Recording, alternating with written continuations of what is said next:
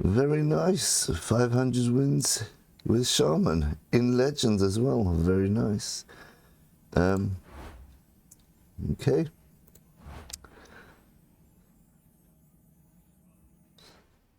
So let's look at the deck I did it with.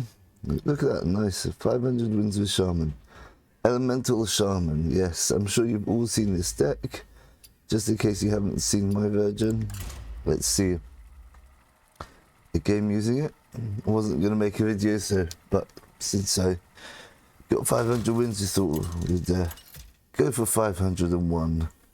This is pretty strong, even in Legend, this deck. Oh, a mirror matchup. Oh no. Look at that.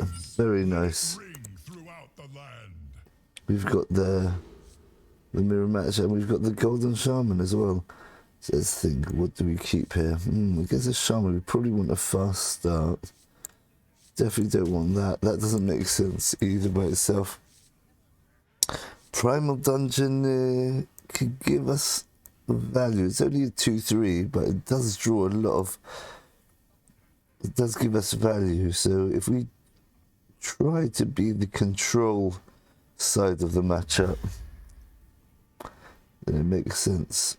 Let me get this. So we are going second, so he's probably going to be slightly ahead. Oof, it's a nasty curve there. It's good if we started with 3 mana, but unfortunately, this is a terrible start. Oof. Okay, we can coin out this next turn. And then we can go weapon. So it's not the end of the world. Oh dear. Right. Oh wow, this is an incredibly bad start. Is this the worst possible start you can get? 6, 7. Alright, okay, finally.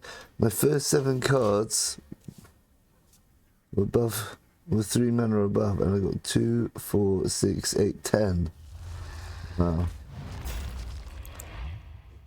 That's a 2 and 3 chance to the power of 7 for me to constantly get the cards which are too big. I can kill this and this survives. That works really nicely. This becomes a 3/3. Kills that. Okay, we're catching up on board. We corrupt this. This can be very good for a swing turn.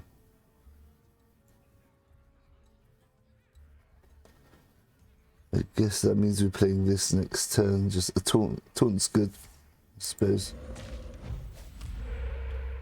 Yeah.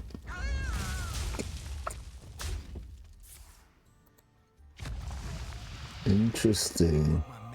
That's a very strange thing to do. So I'm just going to attack that one. That really helped me there. That was terrible. What was he thinking? That was ridiculous. That revolve basically destroyed his own board. Alright. And it's an elemental, which means... Oh, interesting.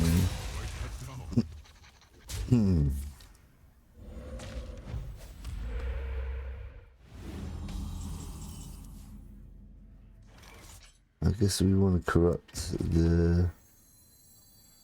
Want to corrupt this straight away, I think. So we've got the board clear here next turn. Yeah, it's fine. The question is, do I want to play on this minion and just be left with a 5/6 on board? Or do I want to trade it in and get a bit more face damage? I think the answer is obviously, I don't care about face damage. I'm behind here. Yeah. Well, I don't have a choice anyway here. Okay. Okay.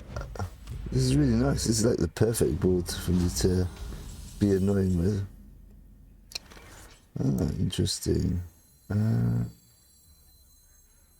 Didn't quite work out nicely, but I think we definitely go for this now. Then we're going to super buff this next turn with 3 elementals, unless he manages to get rid of it.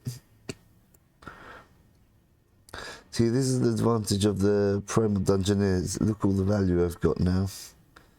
And he's got basically 4 cards. And I've got 7 cards when it comes to my turn. Oh, he's got... Oh, is it going to be... Oh, it's a Doomhammer. Ouch. Ouch. This is going to be painful. I need to get a taunt somehow. One way I could get a taunt is by... Oh, can I out-damage him? I don't think so. Okay, so I'm going for this. Hopefully get a taunt. No.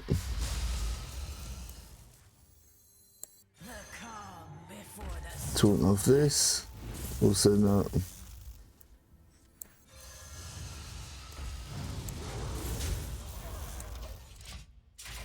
We're looking at 9 damage. If he doesn't have lethal already, he could easily have lethal with this deck. Okay, he's going to overload and do 4 damage to face. Interesting. He doesn't have that many cards, but... No, that's fine. Wow, he's trading! He actually traded. I don't believe that. Alright.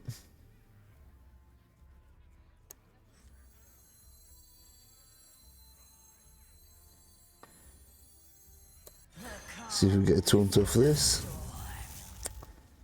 No, that's an interesting one. Oh, that is a taunt actually.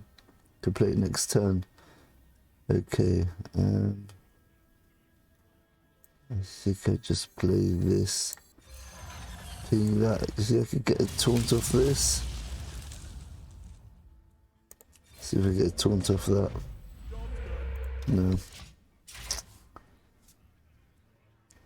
We should have just gone for the weapon and hit that.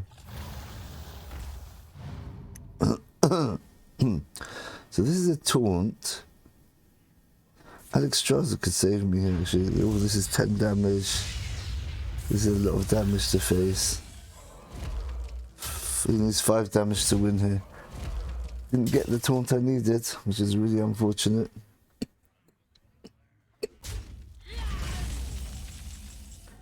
Gotta go for the taunt. No option here.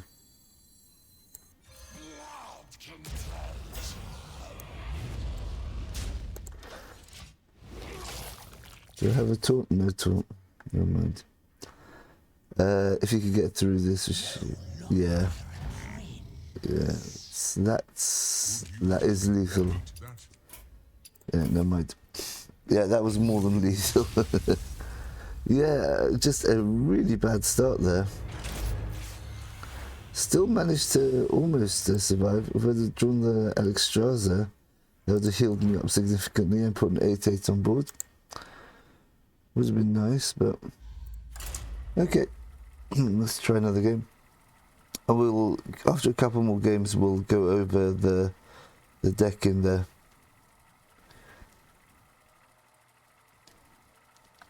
In my collection, tell you how to play this deck. Yeah. This is a completely different matchup. Well, it actually depends.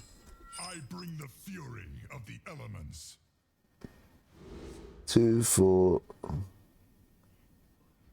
we're looking for 1 drop and 2 drop, I think. We don't want the weapon because we've got cards which draw the weapon. I want to be as efficient as possible. Okay, there we go. Play this into that. Okay, this is Control Warrior. That's nice. Oh, you built this for me? Job's done. So if you play something now, we've got a nice reply to it. I think we want to be mana efficient more than anything here.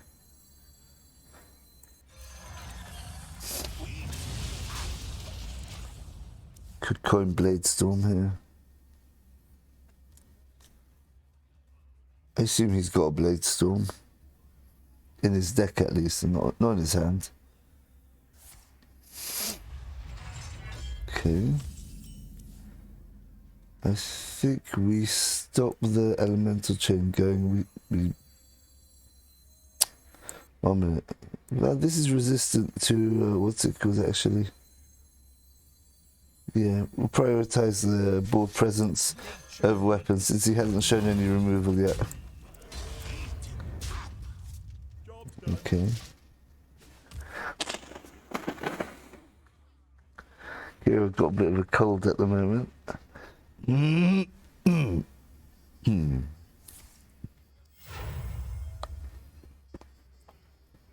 What's 4 mana? Is that the pirate? Oh, it's Outrider's Axe, okay. Well, it still gives damage. Draws cards, which is not ideal for me, but I think we put this down to deny his card draw, actually. Well, at least force his hand. I do not want him drawing answers. The more cards he draws, the more likely he is to have answers to my board. Which is going to make it much harder for me to win. It's a very unusual player. Wouldn't have done that if I didn't know that he was getting a lot of value and he was a control deck. What now? He can't coin out Brawl yet. There you go. The Rancor gives him armor, but he still can't draw a card, which is nice. That worked out really well. I think we go weapon, swing, then custodian. For honor and glory. That way we buff up this, we get extra 4 damage. Because I've got an extra 1 damage there, and he's obviously going to swing into this, unless he's got something else which he can do. He's going to damage him for another 3. We could try using this as a finisher. Okay. But that's a whole turn, just to remove a 3/2. We've got a lot of damage here. Oh, that's nice. Let's put that down.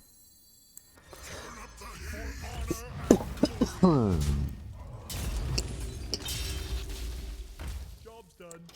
Okay, that stops the Blade Storm as well, which is nice.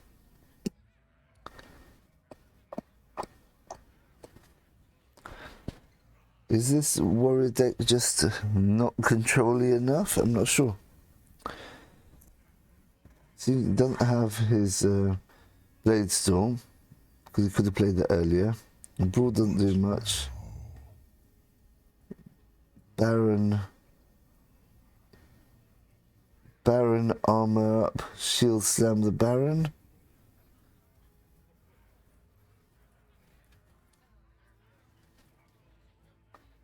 Barov, Lord Barov, not Baron. Baron Barov. That sounds actually much better than Lord Barov, doesn't it? I can take the hit. Oh, he's going for the armor option, which takes up his whole turn again. Armor. Oh, come on. That's 15. Right, there's still a lot of damage I've got here. Let's work this out.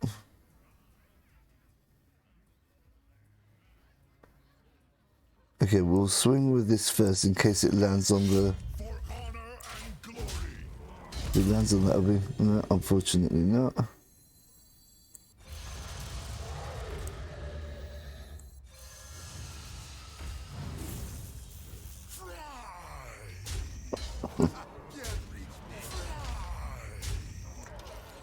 So he's going to need a lot of armor next turn. Astonishing. I stand in wonder. I stand in wonder. Do try to keep yourselves alive. Rancor, are you joking? Ah. Turn up the heat. For honor and glory. I do not believe that is so obnoxious. That is so obnoxious. I think next turn I'm going to go for Fireheart. I had to do that.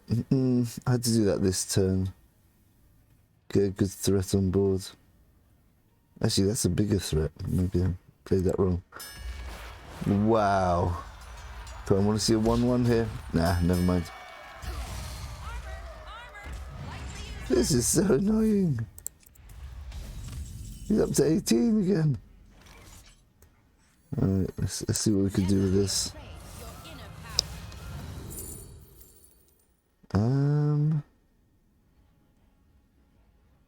Let's see if we get more value because we're running out of value here.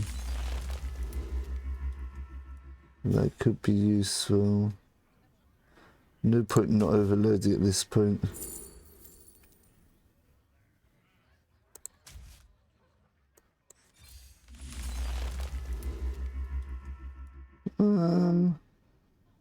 That could be good. 3 lightning bolts is a good start. Oh yeah. We'll take that as well. Oh wow, yeah, we've got a good setup now. Take another guidance.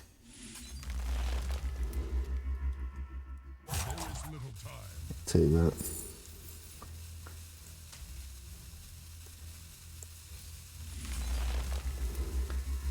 I think devolving's good too.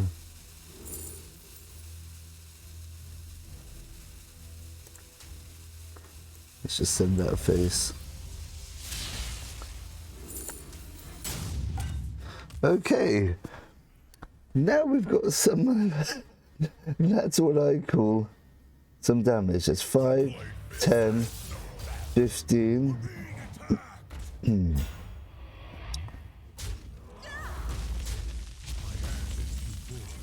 Okay, it's fine.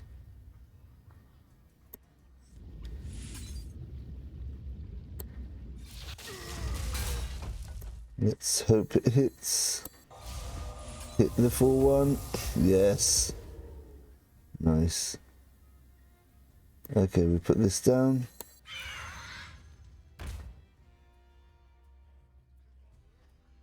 I don't have any weapons or anything which...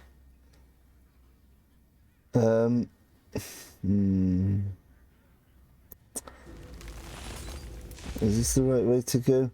In 2 turns I want to be able to play 2... That's good. 5, 10, 15 damage. I get 6 damage to face here. Yeah, let's get him down.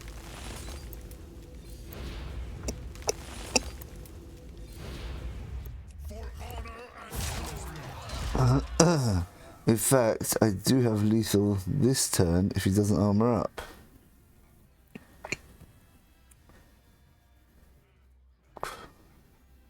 I got 9 plus 4, that's 13 damage. What a crazy game.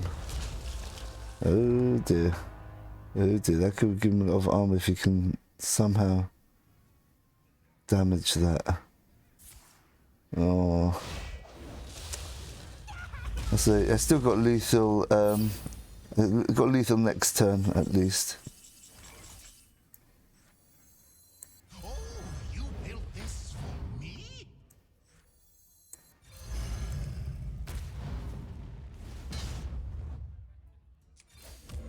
Let's see what he does with that.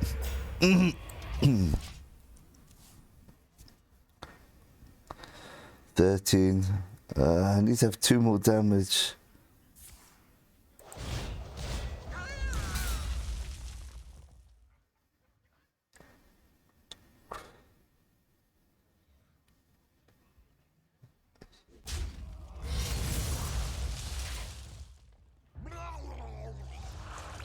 I've got no minions. Oh. That was misguided. Oops. Oops.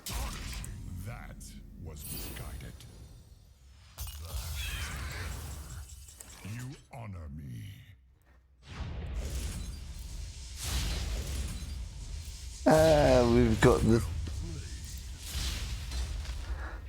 We've got the 3 lightning bolt to face finish. Oh, that was incredible. Instructor Fireheart, the best card in the whole game ever. That literally, 1 card gave me 8 cards in my hand.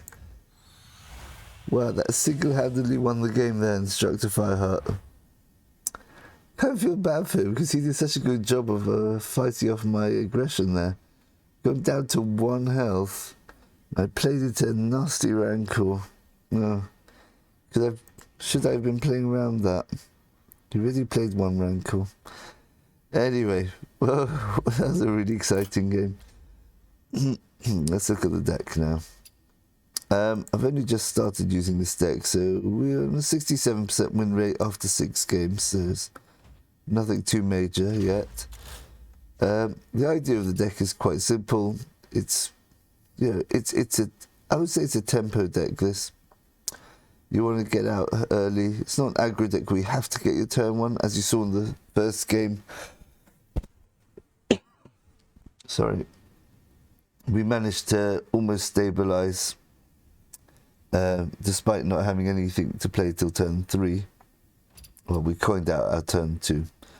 But you want to try getting, in your opening hand, the best mulligan, I would say, is probably Kindling Elemental and the Wailing Vapor. They've both got very strong reasons why you want to play them first. Obviously, Kindling Elemental reduces the cost of your next elemental, which means your very powerful Arid Stormer, which is a 2/5.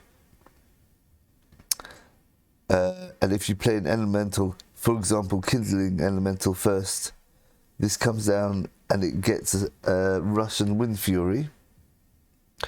And it's also, it will become a 2-mana card, so you can play this into that as an extremely powerful combination. I don't think there's any class which can deal with that. Is there? Well, maybe Devolving Missiles can. I suppose a mage can do anything, so it's a bit ridiculous. But no one plays mage anymore, so you don't have to worry so much about that. Lightning Bolt, well, you saw the power of the Lightning Bolt last game. But those were generated lightning bolts. They weren't actually from my deck. But the idea is you want to have a few nature spells to synergize with Primal Dungeoneer. But we'll talk about that in a sec. Let's just explain the mulligan. So, Kindling Elemental, definitely a good keep because that can help you dominate the board. As again, this is a tempo deck. Tempo deck, the game strategy is, unless you're facing aggro, is to dominate the board early. So you want to get minions on board. This helps you get higher cost minions on board quicker. As I said, Arid Stormer is really good. If you can get Kindling Elemental and Arid Stormer, that'd be very good. You'd keep the Arid Stormer, obviously. Otherwise, Wailing Vapor is the other key card you want to keep in your mulligan, or look for in your mulligan, as this is a 1/3 which scales with elementals. I mean, if you have a Kindling Elemental, let's say a 2-cost elemental, so you can play Wailing Vapor turn 1, then Kindling, and let's say Menacing Nimbus turn 2, because it's going to cost 1 because of the Kindling. So there you've automatically got, on turn 2, a 3/3 which is going face straight away, or contesting anything else on board, in case you're against a bit more of an aggressive one. The other card, I would keep Arid Stormer because you have enough cheap elementals to trigger this, so at least by your turn 3 you'll get a really strong card. The other 2 cards I would consider keeping in the mulligan, well, Cage Match Custodian is really, really good because that draws you a weapon, thins out your deck, so you're more likely to get useful cards later. Again, card draw is not just for drawing cards, it's for thinning out your deck, making your curve smoother, making it more likely you've got something useful. For example, let's say turn 6 you really need a fire elemental, but you might draw your weapon or something else first. But if you would have tutored that out earlier on, that means you draw the fire elemental a turn earlier. So any useful cards will all be a turn earlier, and in a tempo deck, 1 turn earlier for any card is very, very important. Right, so that's it. Yeah, Menacing Nimbus is nice. You could keep that in your opening hand. It's a bit more of a vanilla. It's not ideal. It's okay. it's okay to keep that in the opening hand, especially if you have to get rid of another 2 cards, then maybe do keep that just to be on the safe side. Because again, this isn't like an aggro deck where you've got loads of cheap minions, like my face hunter deck or aggro hunter deck. I'll put the link to that in the end of the video. You see we've got about 10 playable 1-drops on turn 1. Not all of them are perfect, but they're at least they're playable on turn 1. However, here we've only got really 4 playable 1-drops and 4 playable 2-drops. So keeping a Menacing Nimbus is probably the way to go.